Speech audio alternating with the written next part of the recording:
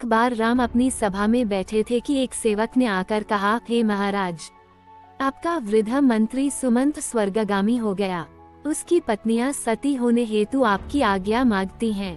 ये समाचार सुनकर श्री राम जी एक रथ पर आरूढ़ होकर सुमंत के घर गए। वहां पहुंचकर उन्होंने सुमंत की जन्म कुंडली मंगाई और उसे पंडितों को दिखलाया। उससे ये ज्ञात हुआ कि 9,999 वर्ष सुमंत की कुलायु थी। उसमें सब तो व्यतीत हो गए, अब केवल 9 दिन शेष रह गए हैं। तब श्री राम ने गुरु वशिष्ठ को बुलाकर उनसे कहा कि हे गुरु, त्रेतायुग में 10,000 वर्ष मनुष्य की आयु मानी गई है। इस नियम से यमराज ने मेरे राज्य में मेरा अपमान किया है। जो इस नियम की अवहेलना की है, ज्ञात होता है वह मेरे द्वारा दंडित होगा, क्योंकि मेरे इस मंत्री की आयु में अभी 9 दिन शेष हैं। फिर यमराज ने क्यों इन्हें अपने यहाँ मंगा लिया है? अतः अब मैं यम को बांधकर यहाँ ले आता हूँ और सुमंत को जीवित करता हूँ। वशिष्ठ जी से ऐसा कहकर श्री रामचंद्र जी गरुड़ पर जा बैठे और धनुष टंकार करते हुए यमराज की संयमिनीपुरी की ओर चल दिए। मार्ग में देखा तो यम के दूत सुमंत को बांधे लिए जा रहे थे। दृष्टि पड़ते ही राम ने दूतों को मारकर सुमंत को छुड़ा लिया। इस पर यमदूतों ने विनयपूर्वक कहा कि हमने आपका क्या अपराध किया था कि जिसके कारण आपने हमारा यह अधिकार छीन लिया है। राम ने कहा कि अभी इसके जीवन के 9 दिन शेष हैं, फिर तुम लोग इसे कैसे बांध कर ले जा रहे हो? जब इसके दिन पूरे हो जाएं तब सानंद इसे ले जाना। राम की बात सुनकर यमदूत बोले, राघव, इसके जन्म की कथा अपूर्ण है।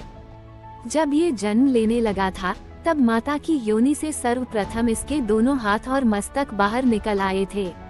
तदनंतर 10वें दिन इसके और अंग निकले थे। श्रेष्ठ मंत्रों से पंडितों ने इसकी रक्षा कर ली थी। इसी से इसका नाम सुमंत्र पड़ा था। तब जिस दिन इसके हाथ तथा मस्तक बाहर आया था, उसी दिन से आज तक इसकी आयु समाप्त हो गई। आप जो इसके 9 दिन बतलाते हैं, ये संदिग्ध है। अतः हे राम, इसमें हमारा कोई दोष नहीं है। आपने व्यर्थ ही हमें मारा है। तब उनकी इस बात को सुनकर राम ने कहा, हे यम के दूतों, जिस दिन माता के गर्भ से इसका जन्म हुआ है, वही दिन इसके जन्म का दिन है। उसी दिन को इसके माता पिता तथा ज्योतिषियों ने इसका जन्म दिन अंकित किया है। अतः वास्तव में अभी इसके 9 दिन शेष हैं।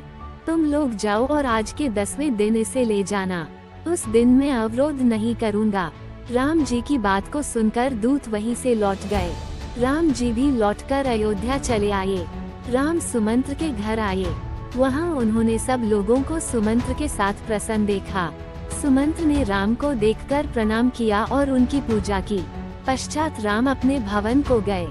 सुमंत्र ने अपने जीवन के 9 दिन शेष जानकर पर्याप्त पुण्य दान किया।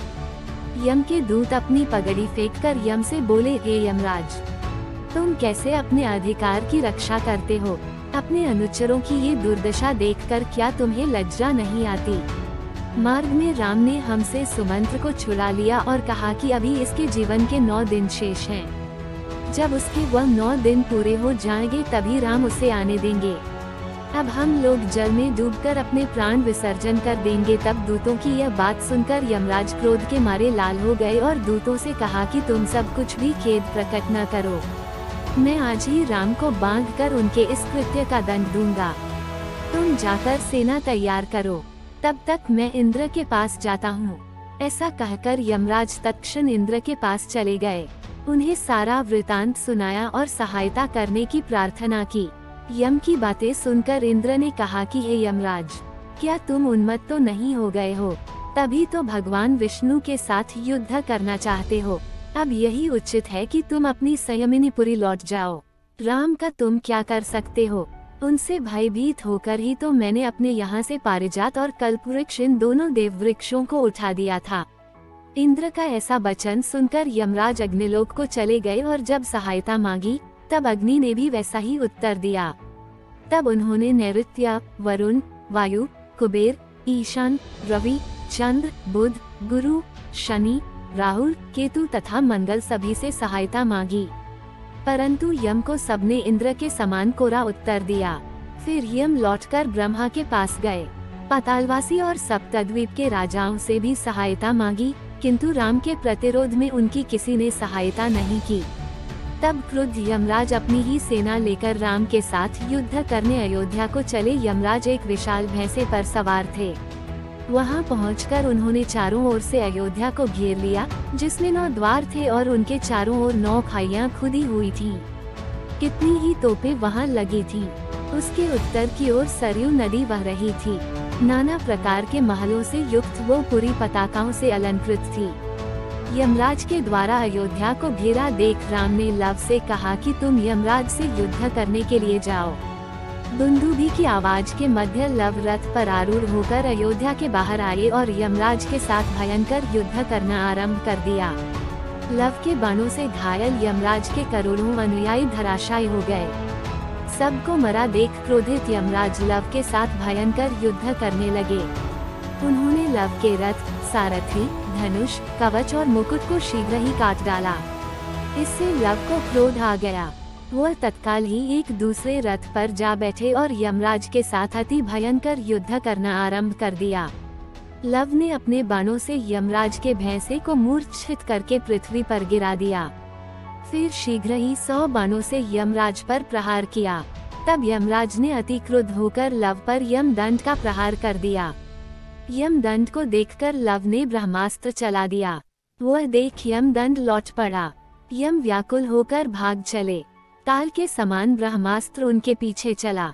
इससे सूर्य को ये ज्ञात हुआ कि अब यमराज बच नहीं सकते और इस प्रकार अब मेरा पुत्र यम मारा जाएगा। तब सूर्य स्वयं रथ पर बैठकर लव के समीप आए और उनसे विनती करने लगे। अस्त्र को लौटाकर यम को बचाने की लव से प्रार्थना करने लगे। सूर्य ने कहा, वत्स लव, तुमने इस अस्त्र को चलाया है, तुम ही इसका निवारण कर सकते हो। तुम भी हमारे ही वंश में उत्पन्न हुए हो और यम भी मेरा ही पुत्र है। तू युद्ध से पलायन किए हुए शत्रु की वीरगन रक्षा ही करते हैं। इस प्रकार जब सूर्य ने बहुत प्रार्थना की, तब लव ने ब्रह्मास्त्र का संवरण कर लिया। तदनंतर लव यमराज के साथ सूर्य राम जी का दर्शन करने के लिए प्रसन्नता पूर्वक अयोध्या नगरी में आए।